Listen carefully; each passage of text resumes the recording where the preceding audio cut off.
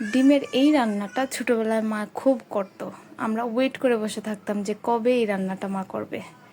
চলুন ভিডিওটা শুরু করি। ডিমগুলোকে সিদ্ধ করে হাফ করে কেটে একটু বেসন দিয়ে ভেজে নিয়েছি, সাথে আলুগুলোও ভেজে নিয়েছি।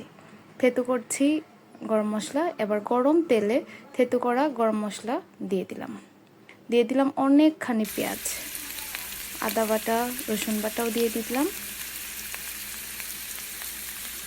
একটু পেঁয়াজ বাটাও আজকে ব্যবহার করছি, কারণ পেঁয়াজ বাটাটা দিয়ে একটু ঝোলটা ঘন ঘন করে আজকে করব, সেজন্য দিয়ে দিলাম। রেগুলার যে মশলাগুলো আছে সেগুলো আজকে জিরা বাটাটা বেটে ইউজ করছি, সেক্ষেত্রে টেস্টটা অনেক ভালো আসে। অ্যাড করে দিলাম অনেকখানি কাঁচামরিচ।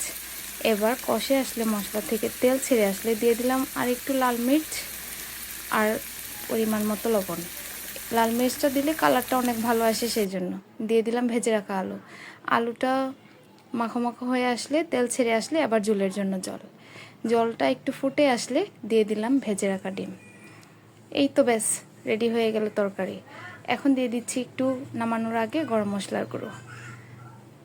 তরকারিটা দেখেই এত লোভ লাগছে যে 2-3 প্লেট ভাত নিমিশেই শেষ হয়ে যাবে। Thank you for